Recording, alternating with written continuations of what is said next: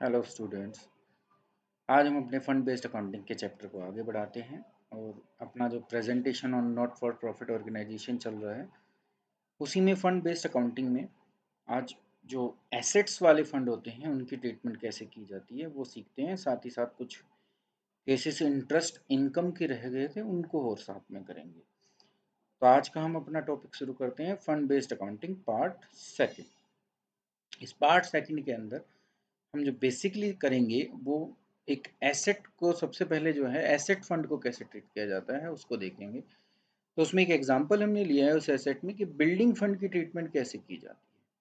तो सबसे पहला पार्ट हमारा जो है वो बिल्डिंग फंड की ट्रीटमेंट का है कि बिल्डिंग फंड को कैसे ट्रीट किया जाता है। तो उसके लिए हम एक क्वेश्चन लेते हैं और उस क्वेश्चन के बेस पर सीखते हैं कि बिल्डिंग की ट्रीटमेंट कैसे की जाती है। तो क्वेश्चन है कि present the following item in the balance sheet of ABC club as at 31 March 2019। ये वो आइटम्स हैं जिनको मुझको प्रेजेंट करना है हमारी बैलेंस शीट के अंदर।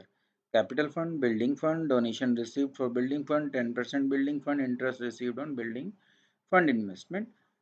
यहाँ तक की वो चीज़ें हैं जो आप लोग पहले भी सीख चुके हैं। यहाँ तक अब तक जो भी हमने प्राइज फंड, टूर्नामेंट फंड किए थे सब में यही चीज़ें थी। एक जो अभी पॉइंट ऑफ कंसिडरेशन है वो ये है कि 10% जो है 4,80,000 का इंटरेस्ट है, क्या वो मुझे इस साल मिल चुका है? तो 4,80,000 का 10% अगर हम कैलकुलेट करें तो 48,000 है, उतना मुझे रिसीव हो चुका है। तो एटलीस्ट इंटरेस्ट का तो यहाँ पर कोई रोल नहीं है, अक्रूड का, आउटस्टैंडिंग कुछ नहीं। जो मेन हमारा जो कंसिडरेशन है वो इस 3,60,000 पे है कि जो हम बिल्डिंग कंस्ट्रक्ट कर रहे हैं और बिल्डिंग कंस्ट्रक्ट होने की वजह से एक एसेट जनरेट हो रही है, उसकी ट्रीटमेंट हम कैसे करेंगे। तो वो हम देखते हैं कि इसकी ट्रीटमेंट हम कैसे कर सकते हैं। तो ये इसकी एक अकाउंटिंग ट्रीटमेंट है इस क्वेश्चन की। तो आपको ये सबसे पहले समझना है कि जो ये कंस्ट्रक्शन हमने की इससे हमारी एक टेंजिबल एसेट्स इन प्रोग्रेस बनकर आई जिसका नाम है बिल्डिंग इन प्रोग्रेस। उसको मैंने बैलेंस शीट की एसेट साइड में 3,60,000 के रूप में शो कर दिया।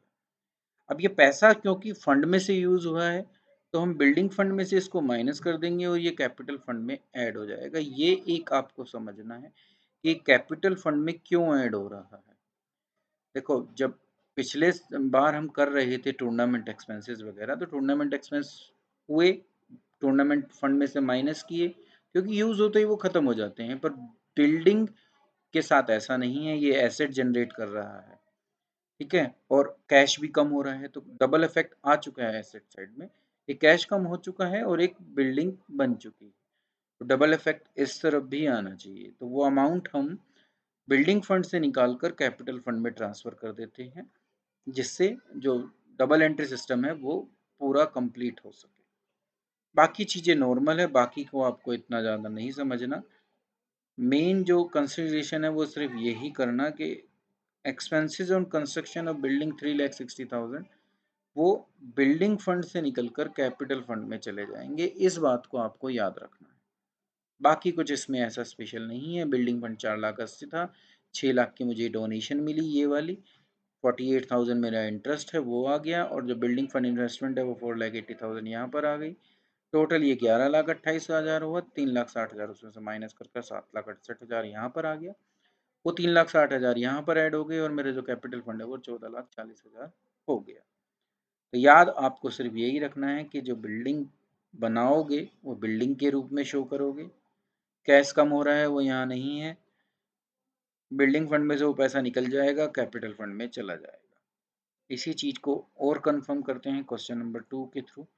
इस क्वेश्चन नंबर 2 में दो पार्ट्स हैं, ए और बी। ए पार्ट में अब यहाँ बिल्डिंग की जगह पेविलियन यूज हो गया है, पेविलियन पर एक्सपेंडिचर हो रहे हैं। पेविलियन फंड गिवन है, कैपिटल फंड गिवन है, तो इसकी अकाउंटिंग ट्रीटमेंट कैसे करेंगे हम, इस तरीके से। वो पेविलियन एक एसेट के रूप में आई, पेविलियन इन प्रोग्रेस आ गई। पैसा खर्च हुआ तो वो पेविलियन फंड से निकला और कैपिटल फंड में चला गया। एसेट में कैश नहीं आ रहा, वो भी एक ट्रीटमेंट है। तो ऐसा नहीं समझना कि 3 इफेक्ट हैं, ये 4 इफेक्ट हैं, 2 यहाँ पर 2 यहाँ पर जो बराबर हो रहे हैं। तो अब पेविलियन फंड मेरे पास 3 लाख हो गया और जो कैपिटल फंड है वो 9 लाख हो गया। जो बी पार्ट है, बी पार्ट और ए पार्ट में सिर्फ एक ही डिफरेंस है कि यहाँ पे डोनेशन गिवन है, वहां पर डोनेशन नहीं। तो डोनेशन कितने की है? 1 लाख की। वो 1 लाख रुपए जो हैं अब हमारे बिल्ड पवेलियन फंड में ऐड हो जाएंगे और पवेलियन फंड जो है वो 4 लाख हो जाएगा। बाकी सारी ट्रीटमेंट वही है जो हमने यहाँ पर की थी। जो खर्च किया वो यहाँ से निकल कर यहाँ पहुँच गया और उससे यहाँ पर एसेट जनरेट हो गई। बस आप लोगों को क्या करना है, यहाँ पर डोनेशन का 1 लाख ऐड कर देना है और डोनेशन को 4 लाख बना देना है। ठीक है, तो अब जो डोनेशन पवेलियन फंड का जो टोटल है वो 4 लाख हो गया, कैपिटल फंड 9 लाख का है और pavilion work in progress 2 lakh है।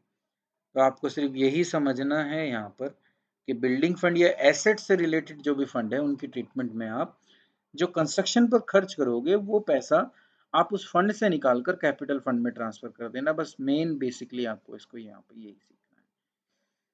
अब कुछ टाइप हमारी थी जो बच गई थी इंटरेस्ट से रिलेटेड, इंटरेस्ट इनकम से रिलेटेड, वो आज हम और कर लेते हैं। पहला क्वेश्चन उसके लिए लेते हैं और वो क्वेश्चन हमें ये बताता है कि प्राइस फंड से रिलेटेड क्वेश्चन है। प्राइस फंड गिवन है 40,000, 10% प्राइस फंड इन्वेस्टमेंट गिवन है 40,000, डोनेशन 6,000 की मिली, प्राइस मैंने 7,000 के दिए, इंटरेस्ट जो रिसीव हुआ 10% प्राइस फंड इन्वेस्टमेंट का वो 1800 का है। यहीं पर दिक्कत है। देखो 10% 40,000 का 4,000 होता है और जो मुझे मिला है वो सिर्फ 1800 है। दैट्स मीन्स 2200 का आउटस्टैंडिंग इंटरेस्ट है। अब वो एक एडजस्टमेंट हो गई अपने आप में, एडजस्टमेंट ना होते हुए भी। तो उस एडजस्टमेंट की ट्रीटमेंट कैसे करनी है वो आप लोगों को सीखना है। तो इस तरीके से आप उसको सीखोगे। ये इसका प्रेजेंटेशन है। देखो 40,000 का फंड था, प्राइस अवार्ड तुमने 7,000 के करे, वो माइनस कर दिए 33,000 आ गया। जो इनकम गिवन है वो लिख दी और जितना वो अक्रूड है जो मुझे अभी तक नहीं मिला वो लिख दिया। Total interest on price fund investment 4,000 होना चाहिए। अब ये 4,000 हो गया। अब एक इफेक्ट इसका यहाँ आ गया, एडजस्टमेंट का दूसरा इफेक्ट होता है, वो दूसरा इफेक्ट यहाँ पर आ गया। ये मेरी एसेट है, इससे मुझे पैसा मिलेगा। तो अब उसको मैं कहाँ दिखाऊंगा? एसेट साइड में accrued interest on price fund investment. Price fund investment भी लिख दी 40,000 की, जो डोनेशन मिली वो भी लिख दी। 4 ये और 6 ये प्लस कर कर 10 हुए, 33 में 10 प्लस किए तो 43,000। ये प्रेजेंटेशन है। आपको 10% इंटरेस्ट को याद रखना है बस, बाकी कुछ खास नहीं था। इसी से रिलेटेड एक क्वेश्चन और करते हैं, वो इससे थोड़ा और एडवांस लेवल का क्वेश्चन है। अब इस एडवांस लेवल के क्वेश्चन में अगर हम सबसे पहले देखें तो हमें इनको सबको अपनी बैलेंस शीट में या जहाँ भी जिस फाइनल अकाउंट में जाएंगे वहाँ पर दिखाना है। तो इसमें सबसे जो पहला जो रिसिप्ट साइड में हमें दिखती चीज़ है वो है इंटरेस्ट रिसीव्ड। तो इंटरेस्ट रिसीव्ड किसी फंड के ऊपर नहीं है, तो ये रिवेन्यू नेचर का है, इसको रिवेन्यू ट्रीटमेंट ही देनी पड़ेगी। तो रिवेन्यू ट्रीटमेंट हमें कहती है कि इसको इनकम एंड एक्सपेंडिचर अकाउंट में दिखाओ, इनकम साइड में दिखाओ, इंटरेस्ट रिसीव्ड के नाम से दिखाओ, 4,000 डाल दो। तो इसकी ट्रीटमेंट हो गई हमारी पहली। अब हमें अपने स्पोर्ट्स फंड की ट्रीटमेंट को सीखना है। स्पोर्ट्स फंड जो है नीचे गिवन है 1,20,000 का और उतने की ही हमारी स्पोर्ट्स फंड इन्वेस्टमेंट है। इन दो चीज़ों के बेस पर इस क्वेश्चन को करना है। बस एक यहाँ पर जो नई चीज़ आई जो यहाँ नहीं थी, फेस वैल्यू। इस क्वेश्चन में फेस वैल्यू जो है वो 1,50,000 है और जो बुक वैल्यू है वो 1,20,000 है। तो आपको ये समझना है कि जब हम इसकी प्रेजेंटेशन यहाँ करेंगे एसेट साइड में, तो हम इस 120 को लिखेंगे क्योंकि ये कम है इन दोनों वैल्यूज में। तो जब हम उसको प्रेजेंट करते हैं बैलेंस शीट में इन्वेस्टमेंट को, तो जो भी कम वैल्यू होगी वो लेंगे। बट जब इंटरेस्ट कैलकुलेट करेंगे जो 10% करना है वो हमेशा फेस वैल्यू पर होगा। अगर फेस वैल्यू ज़्यादा है तो उस पर, अगर कम है तो वो तो फिर दोनों जगह वही जाएगी।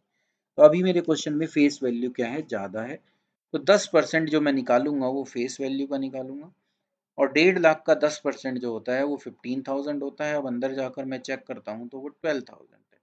तो यहाँ पर भी आउटस्टैंडिंग इंटरेस्ट है, एक्रूड इंटरेस्ट है, तो उसकी ट्रीटमेंट मुझे करनी है। तो उसकी ट्रीटमेंट ये है कि पहले तो उसको एसेट के रूप में लिखा दो यहाँ पर, accrued interest on sports fund investment, और जो 12,000 का मिल गया मुझे वो दिखाओ और 3,000 उसमें एक्रूड प्लस करो, तो टोटल 15 होना चाहिए फेस वैल्यू के अकॉर्डिंग। बाकी चीज़ें नॉर्मल है, स्पोर्ट्स फंड उठाओ 1,20,000 का, ये दो एक्सपेंसेस गिवन थे, sports prize awarded, expenses on sports event, ये दोनों यहाँ लिखे, माइनस कर दिए एक 20 में से, तो मेरे पास स्पोर्ट्स फंड बच गया 69,000 का। उसके अंदर ये डोनेशन मैंने प्लस कर दी 50,000, ये मैं बता ही चुका हूँ कि 12,000 गिवन था और 3,000 मेरा आउटस्टैंडिंग है, उसको लिख दिया। अब मेरे पास जो है स्पोर्ट्स फंड कितने का आ गया, 1,34,000 का। ठीक है, तो आपको इसमें आउटस्टैंडिंग इंटरेस्ट या एक्रूड इंटरेस्ट की ट्रीटमेंट को सीखना था। साथ ही साथ ये सीखना था कि फेस वैल्यू और बुक वैल्यू गिवन हो तो किसको लेना है। ये हमेशा याद रखना कि बुक वैल्यू या फेस वैल्यू में जो कम होगा वो एसेट साइड में रिप्रेजेंट करा जाएगा, पर इंटरेस्ट हमेशा फेस वैल्यू पर लगेगा। अगर फेस वैल्यू 1,00,000 होती तो फिर मैं फेस वैल्यू पर ही इंटरेस्ट देता, तो 1,00,000 का 10% 10,000 शो होता, फिर यहाँ ये फिगर क्वेश्चन ही गलत हो जाता, फिर यहाँ पर कोई और फिगर होती।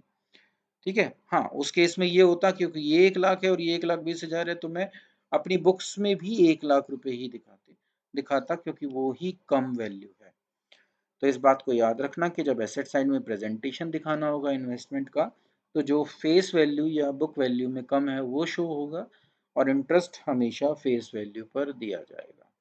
इसी के साथ हमारा टॉपिक समाप्त होता है। नेक्स्ट टॉपिक के लिए नेक्स्ट क्लास में हम मिलेंगे, जिसके अंदर हम मटेरियल कंज्यूम्ड की ट्रीटमेंट सीखेंगे। अब वो मटेरियल स्टेशनरी है, मेडिसिन है, कोई भी हो सकता है, उसके स्टॉक को कैसे मेंटेन करते हैं और उसको हम इनकम एक्सपेंडिचर अकाउंट में कितना अमाउंट दिखाते हैं वो सीखेंगे। आप मेरे चैनल खोकर प्रेजेंटेशन को पर जाकर जितनी भी एनपीओ से रिलेटेड वीडियोस हैं और या बिजनेस स्टडी के जो चैप्टर्स हैं उनकी वीडियोस उस पर हैं, आप उनको वहां जाकर एसेस कर सकते हैं, देख सकते हैं।